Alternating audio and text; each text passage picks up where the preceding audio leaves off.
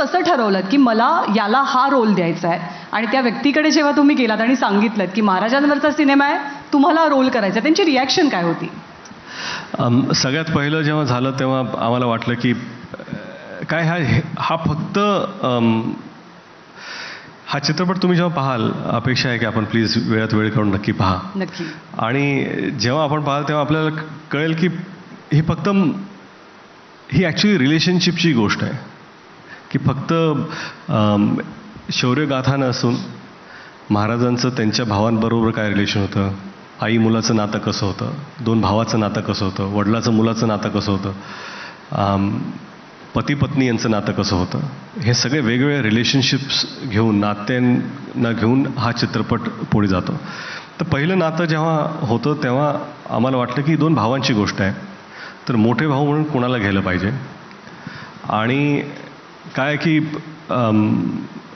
संभाजी राजे, थोरले संभाजी राजे हे कर्नाटकामध्ये जास्त त्यांचा काळ गेला आणि त्यामुळे हिंदी बोलणं तिकडं जास्त होतं त्यावेळेस, त्या काळात जे सिक्वेन्सेस आमचे होते. तर मग आम्ही विचार केला, मी पहिल्यांदा म्हटलं की जिने म्हटलं आपण असं करूया, मराठीमध्ये जे आपले दिग्गज कलाकार आहेत त्यांना आपण घेऊ आणि जे हिंदीमधले जे हिंदी भाषिक कलाकार आहेत तिथं आपण हिंदी भाषिक कलाकार घेण्याचा प्रयत्न करू.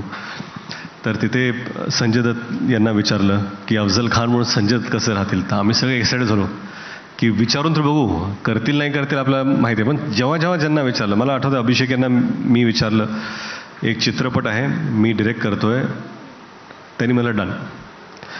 त्यांना माहीत पण नव्हतं काय चित्रपट आहे काय नाही, फक्त मी विचारलं आणि ते म्हणाले की तुम्ही माझे भाऊ आहात, तुम्ही जे करणार त्याच्यात मी काम करणार, तुम्ही ठरवा मी काय करायचं, मी एकही प्रश्न विचारणार नाही.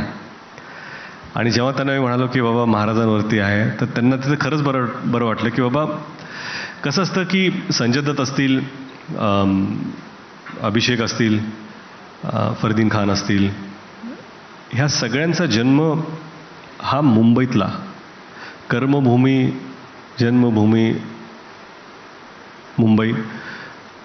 हिंदी चित्रपटात त्यांनी जरी काम केलं तर त्यांना कुठेतरी वाटलं चला आपण मराठी चित्रपटात काहीतरी करू, काहीतरी आपल्या परीने आपण योगदान करू, त्या भावनेने ह्या चित्रपटात त्यांनी काम केलं. आणि ऑफकोर्स जेव्हा शिवाजी महाराजांबद्दल एखादा चित्रपट येतो तर त्यांना अति आनंद जास्त झाला.